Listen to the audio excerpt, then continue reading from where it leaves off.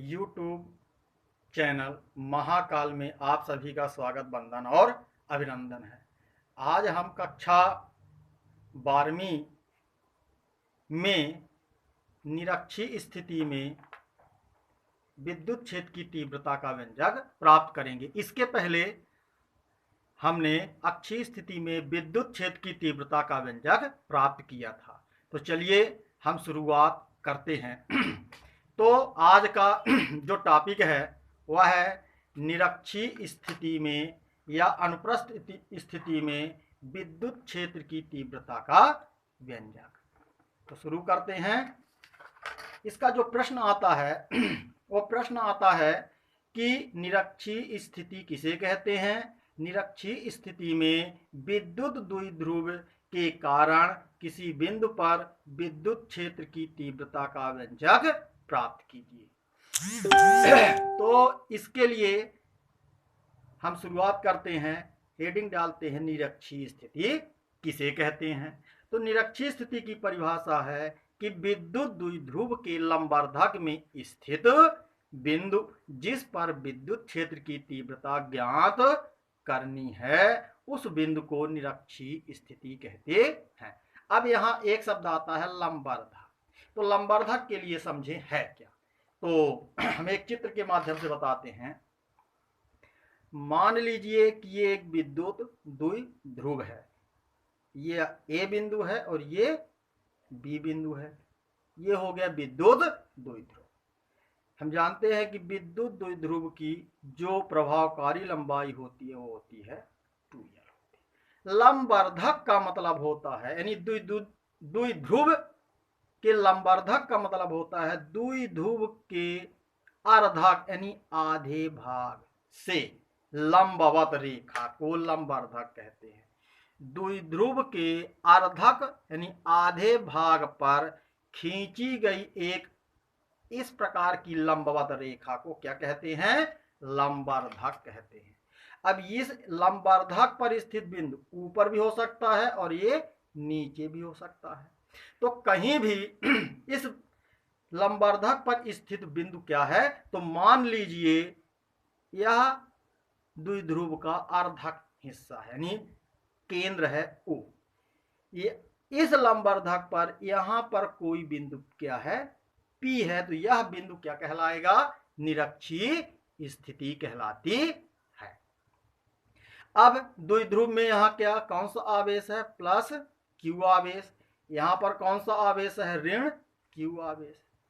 तो हम जानते हैं कि OB की लंबाई L है और OA की लंबाई L है। क्यों? क्योंकि दोनों मिलाकर के A और B के बीच की जो लंबाई होती है क्या है, 2l है।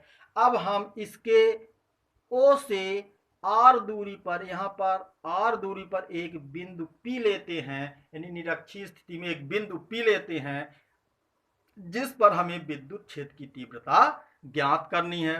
तो हम जानते हैं कि जिस बिंदु पर विद्युत क्षेत्र की तीव्रता ज्ञात करनी होती है वहां पर हम एक परीक्षण आवेश यानी एकांक धन आवेश लेते हैं। तो यहां मानते हैं कि कोई धन आवेश कैसा है, एकांक है, यानी इसका मान कितना है, एकांक परिमाण का है। अब इस बिंदु पर विद्युत क्षेत्र की तीव्रता ज्ञात करनी है। तो चलिए स्टार्ट करते हैं कि द्विध्रुव के बिंदु A पर स्थित प्लस Q आवेश के कारण इस पर विद्युत क्षेत्र की तीव्रता क्या होगी।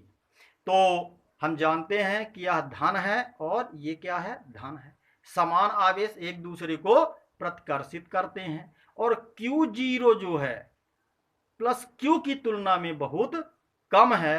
अतः प्लस Q आवेश Q0 पर एक प्रतिकर्षण बल लगाएगा और जो बल की दिशा होगी वही उस बिंदु पर विद्युत क्षेत्र की, यानी यहां से इस दिशा में एक बल लगाएगा ऐसे सीधे।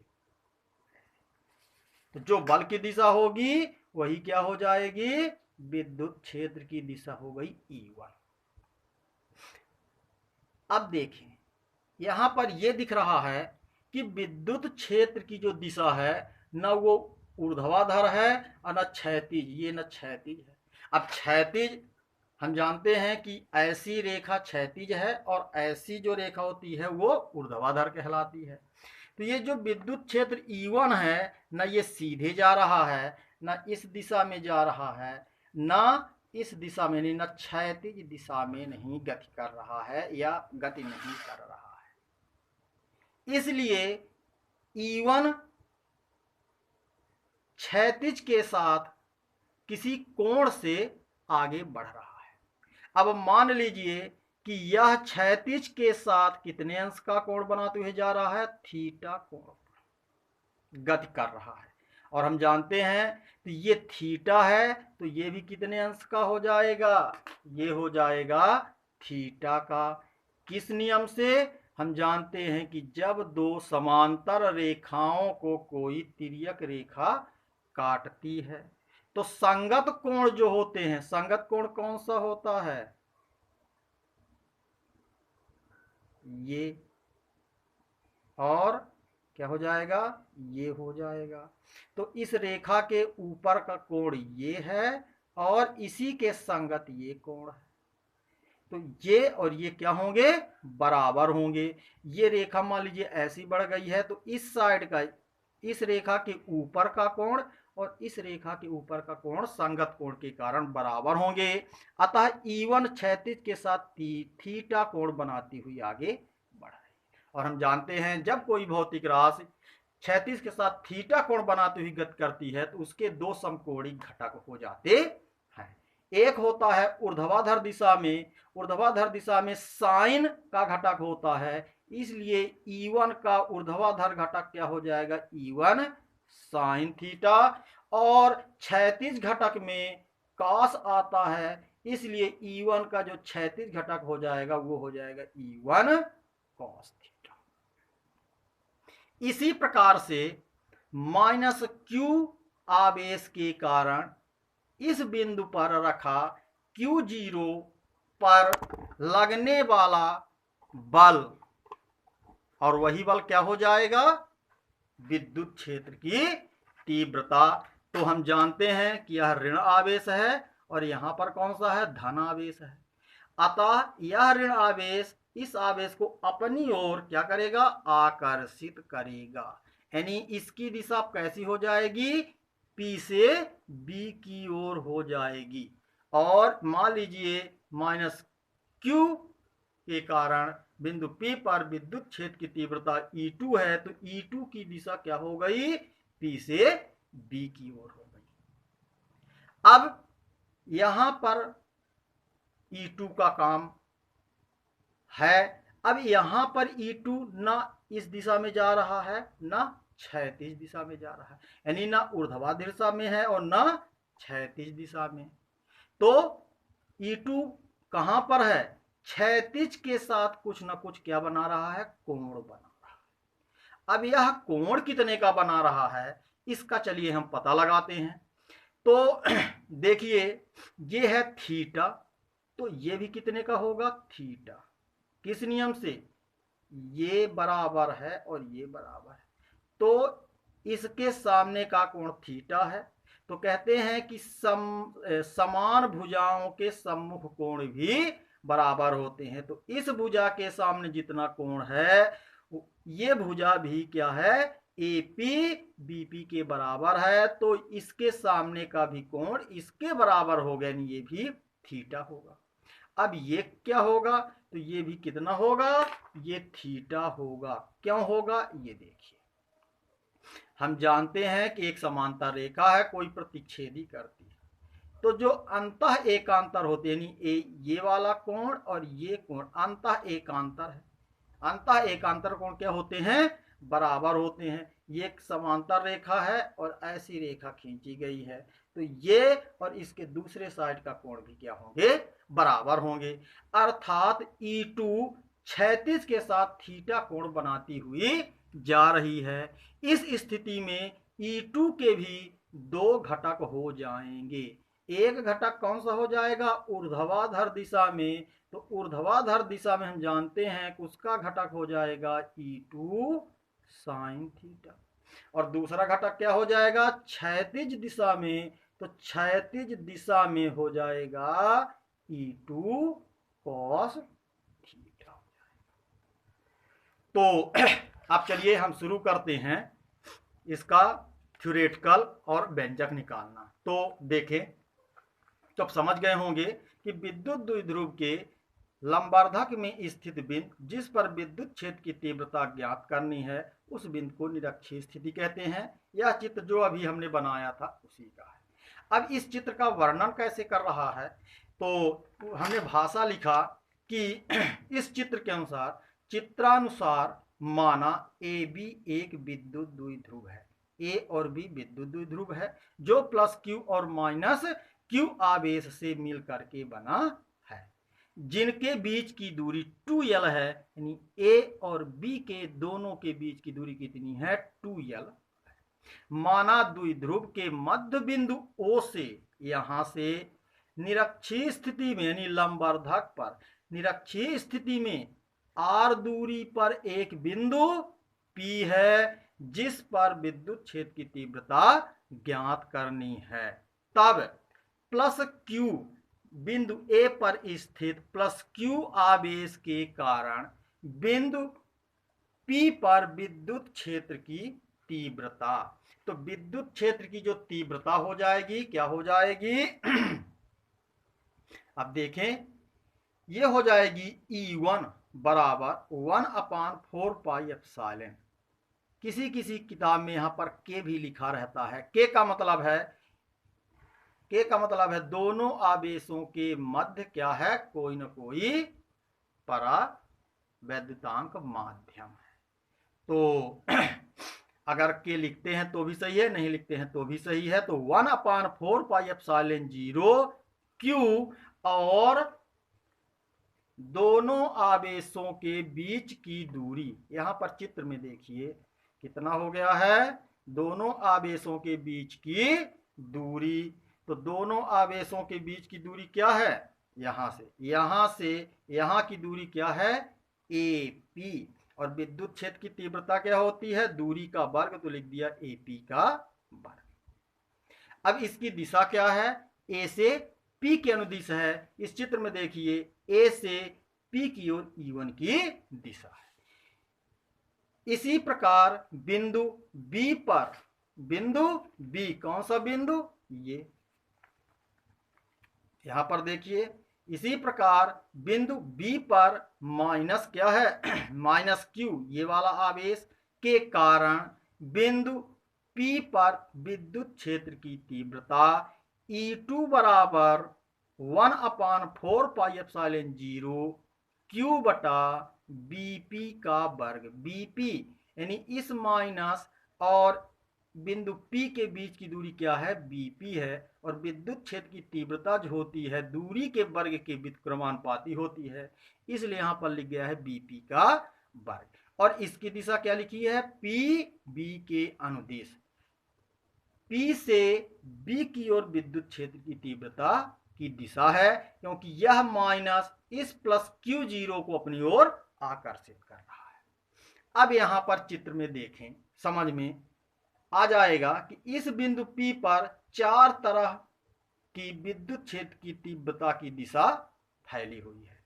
पहला E1 साइन थीटा ऊपर की ओर और E2 साइन थीटा नीचे की ओर, और एक और है कि E1 व E2 के, यानी चित्र से स्पष्ट है कि AP बराबर BP, यानी ये और ये बराबर हैं। तो जब ये दोनों बराबर हो जाएंगे तो दूरी भी क्या हो जाएगी, यानी विद्युत क्षेत्र की तीव्रता भी जो उसका परिमाण होगा वो बराबर होंगे। अतः E1 बराबर E2, क्योंकि दोनों की दूरी समान है और इनके परिमाण समान हैं, तो इस पर विद्युत क्षेत्र की जो तीव्रता का परिमाण होगा वह भी क्या होगा, E1 बराबर E2 होगा।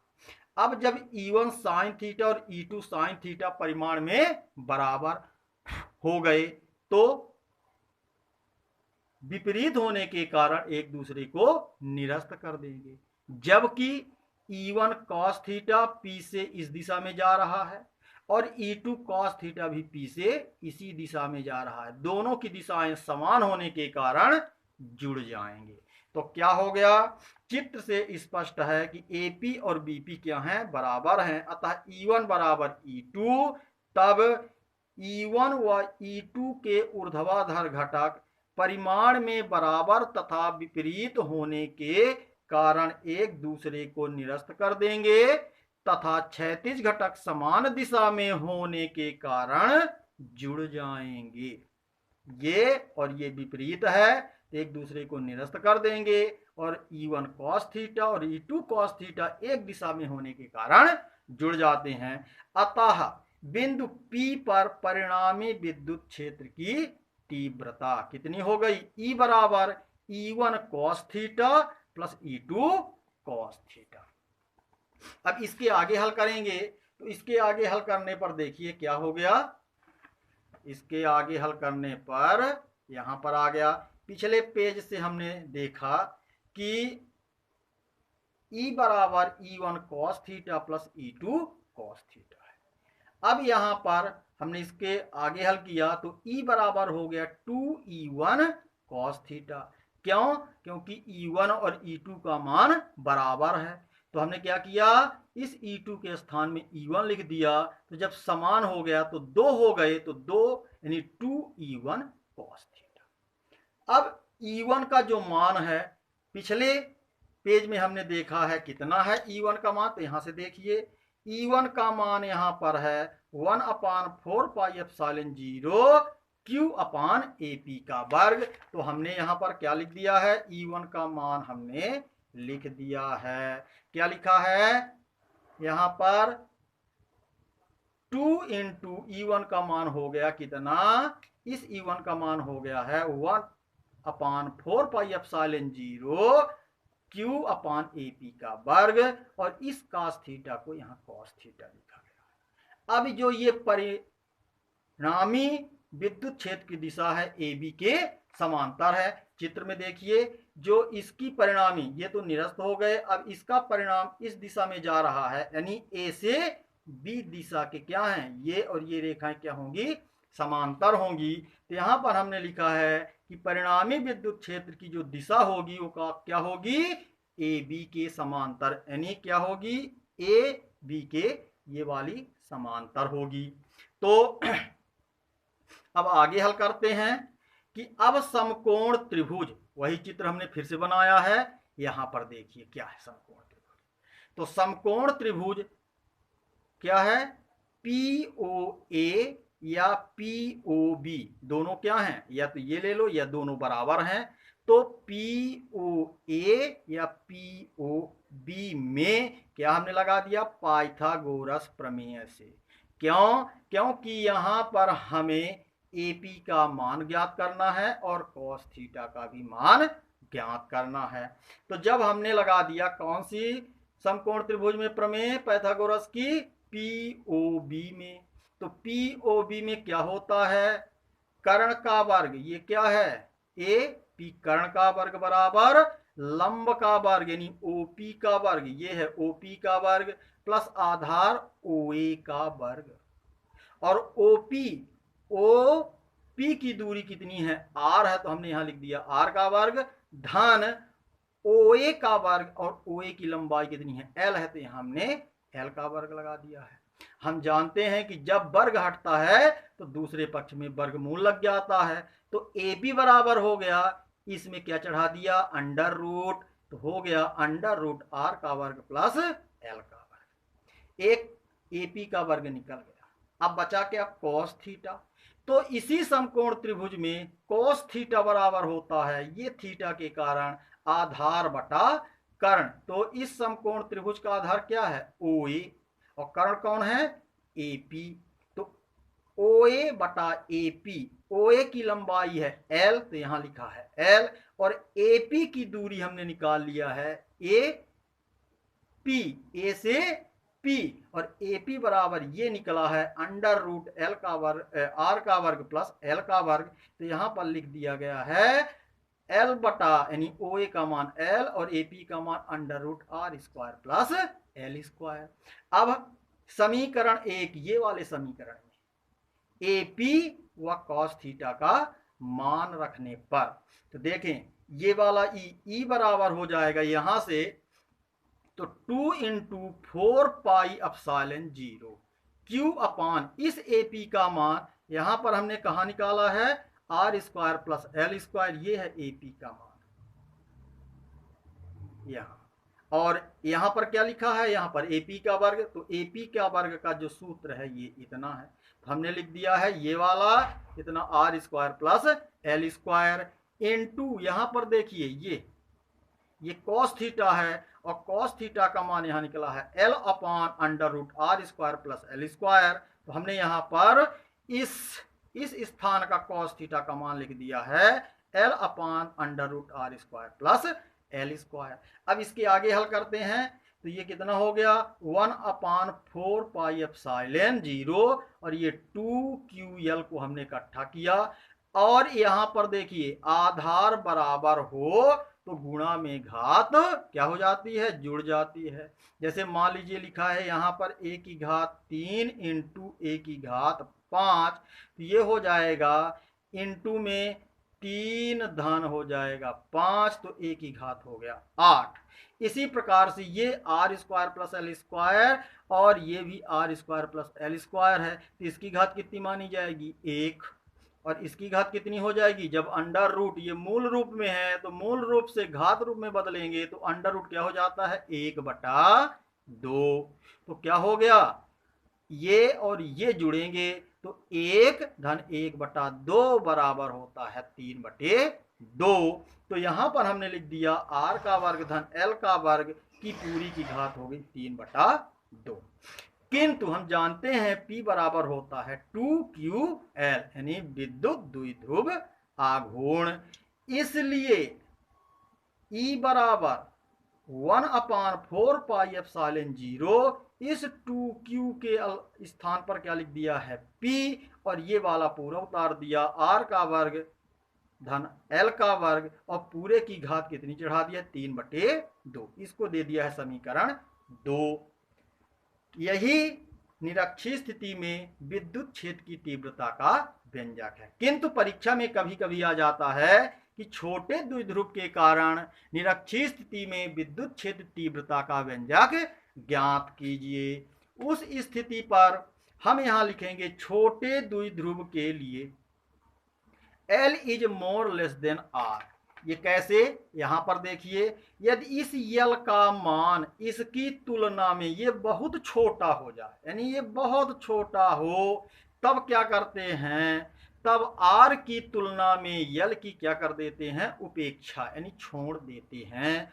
उस स्थिति पर क्या हो गया E बराबर 1/4 पाई एप्सिलॉन 0, ये वाला P। अब यहां पर देखें इसको हमने छोड़ दिया तो कितना बचा आर स्क्वायर और पूरे की घात 3/2, तो यहां पर हमने लिखा आर स्क्वायर और पूरे की घात 3/2, तो इसको हल करेंगे तो आ जाएगा 2 गुणे 3/2, तो 2 से 2 कट गया तो बचा 3, तो यह इसके स्थान पर हम लिख दिया आर की घात 3, और विद्युत क्षेत्र की तीव्रता का जो मात्रक होता है वो होता है न्यूटन प्रतिकूलांक। इसको बॉक्स के अंदर बंद कर दिए, और यही निरक्षीय स्थिति में विद्युत क्षेत्र की तीव्रता का व्यंजक है। बहुत बहुत धन्यवाद।